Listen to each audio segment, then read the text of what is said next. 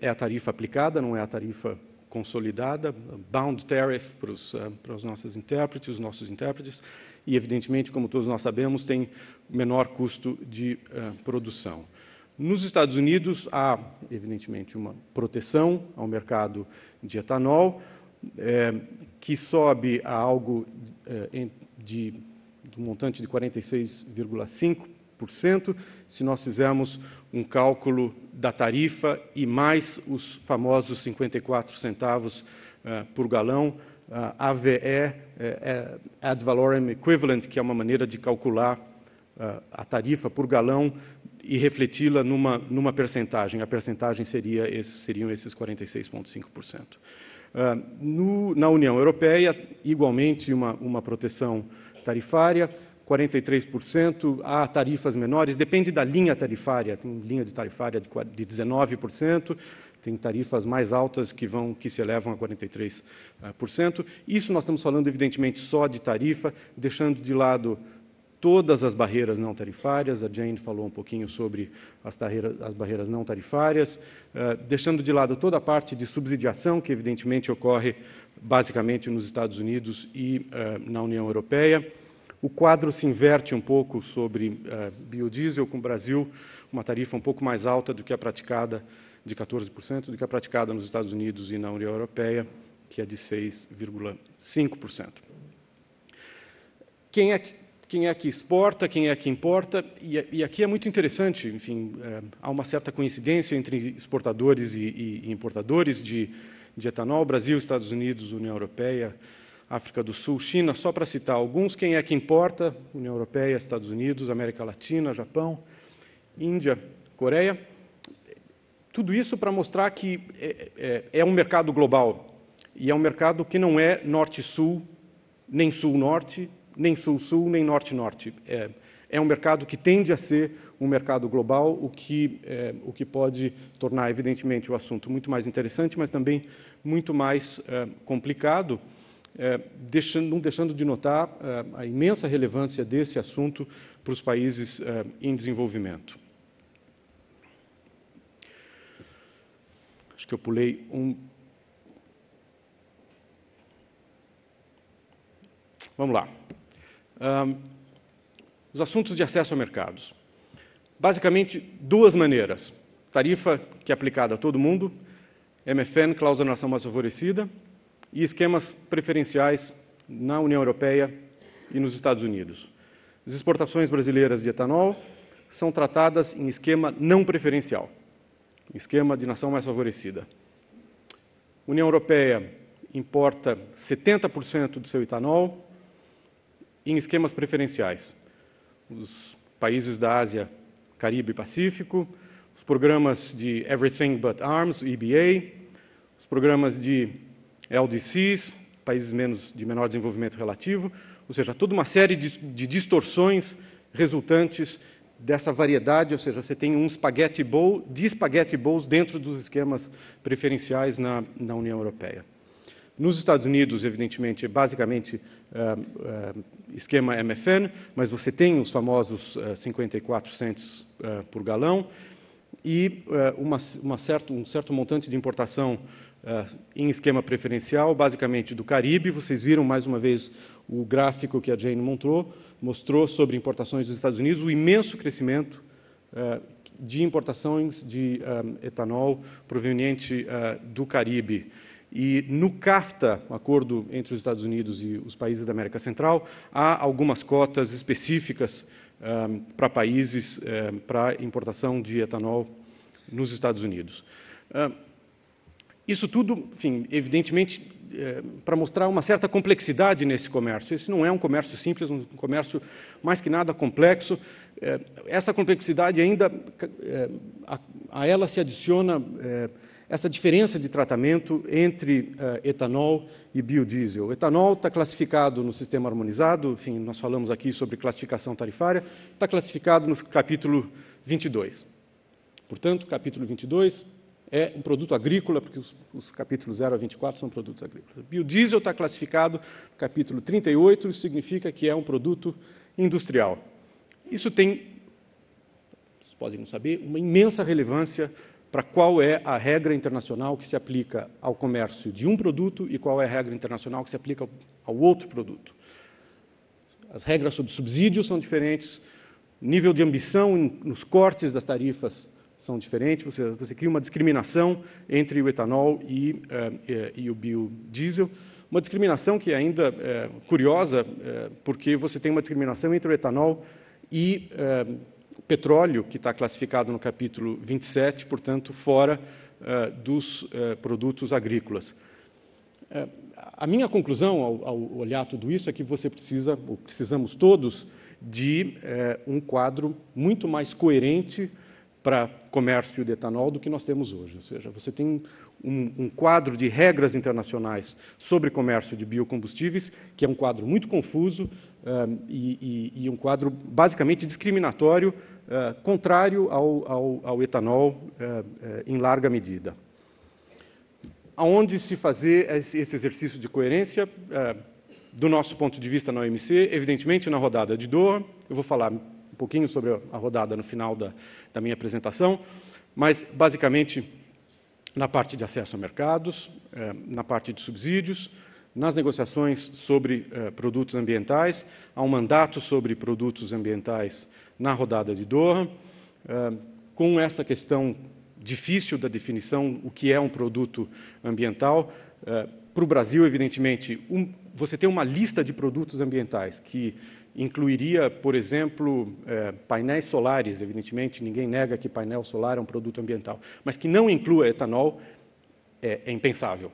Ou seja, como é que você faz uma lista de produtos ambientais que não incluiria etanol? Seria, no mínimo curioso. Vou mostrar para vocês, basicamente, uma simulação que nós fizemos no OMC, uma simulação interna, sobre o potencial redução de tarifas, e eu vou me concentrar na parte tarifária, se nós usássemos uma proposta que foi feita pelo Grupo dos 20, incluindo países que importaram mais de 75 milhões de dólares de etanol em 2005, incluímos a Austrália e o Brasil também, etanol tal como classificado nessas duas linhas tarifárias que vocês têm no slide, usando o equivalente ad valorem, tal como nas submissões dos membros para a OMC. Vocês me perdoem, os números estão um pouco pequenos, mas o que é interessante notar nessa grande tabela, e eu peço para vocês se concentrarem mais que nada na na quinta e na sexta coluna a partir da esquerda, ou seja, naquela que fala das tarifas consolidadas depois do corte da fórmula, essa coluna que está mais ou menos no meio, e as tarifas aplicadas, não as tarifas consolidadas, as tarifas atualmente aplicadas antes da fórmula. E é muito interessante ver, por exemplo, no Canadá, que você tem atualmente uma tarifa aplicada que varia entre 6% e 18%. Se nós aplicássemos os cortes, a tarifa baixaria por 3 a 3,3% a 9,9%. União Europeia, uma dispersão entre 22% e 43%, você teria algo entre 19% e 10%. Índia, de 30% a 150% de tarifa ad valorem, ela cairia para uma média de 75%. Nós estamos comparando, evidentemente, mais uma vez, tarifas aplicadas com o que seria a tarifa consolidada. E nos Estados Unidos, uma tarifa que pode se elevar, mais uma vez, usando o ad valorem equivalent a 46,5%, teria um máximo de tarifa de algo como 20%. Ou seja, o que se nota é que se nós aplicássemos, em primeiro lugar, se nós conseguimos concluir a rodada e aplicarmos as fórmulas de redução tarifária, haveria um corte de tarifas expressivo para etanol. Conclusão de tudo isso é que há, em primeiro lugar, um potencial, portanto, grande de redução tarifária no contexto das negociações multilaterais. Essa redução se daria tanto nos países desenvolvidos quanto nos países em desenvolvimento, como a Índia. Outras conclusões, evidentemente, necessidade de harmonizar os pontos de vista sobre etanol no mundo. Seria interessante que todo mundo se sentasse ao redor de uma mesa e falar, olha, o que é que nós queremos com o etanol? Etanol, afinal de contas, serve para quê? 5 minutos, muito obrigado. Necessidade de superar essas dificuldades regulatórias, essa diferença entre classificação de etanol, classificação de biodiesel. Seria muito importante obter uma certa harmonização dessas regras. Ajudar, evidentemente, etanol a ser um fator de energia limpa em todo o mundo. Eu tenho, particularmente, uma visão algo diferente da visão expressa pelo PER. Eu acho que livre comércio e não comércio administrado é a melhor maneira de se chegar a uma eficiência no uso de etanol e no uso de biocombustíveis. Do meu ponto de vista, a maneira mais eficiente de você chegar à produção mundial, evitar o uso de tecnologias ultrapassadas ou tecnologias que não são as mais adequadas, evitar usar feedstocks que não são os mais eficientes, é você deixar o mercado. O mercado, afinal de contas, tem que responder, ou tem respondido da melhor maneira para uma eficiência nesse setor. Evidentemente, você pode discutir períodos de transição, etc., mas o meu ponto de vista é que você deixando o mercado responder pela eficiência, você chega no melhor resultado. Uma palavra final sobre a rodada de Doha. A rodada de Doha foi declarada morta pelo menos umas 20 vezes no último ano.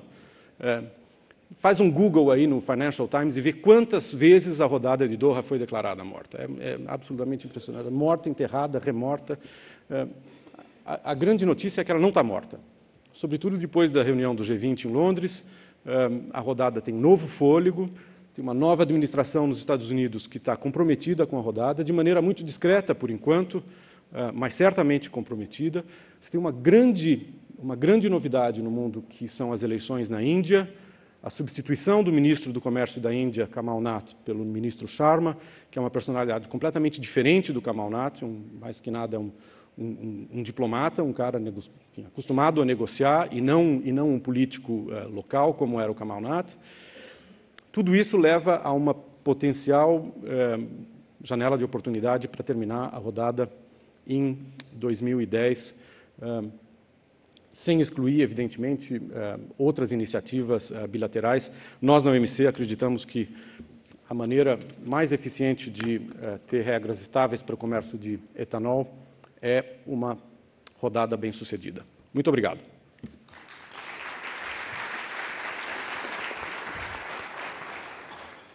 Thank you very much, Victor, for enlightening us, and also to give some hope in terms of Doha. Our last speaker is Mr. Masayoshi Saito, who is an agricultural chemist coming from Japan. Mr. Saito joined the Japanese Ministry of Agriculture, Forestry and Fisheries in January this year, where he is a senior program officer for the Agricultural, Forestry and Fisheries Research Council Secretariat. Before joining the ministry, Mr. Saito worked as a liaison officer of a consultative group on international agricultural research for the World Bank. Mr. Saito, the floor is yours. Thank you very much for your kind introduction. And I'm very honored to be here to join the Ethanol Summit here in São Paulo. Today, I'd like to talk about further promotion of biofuel production and consumption in Japan. I'd like to introduce biofuel policy and strategy and status of Japan. So biomass strategy of Japan background, I don't have to say anything already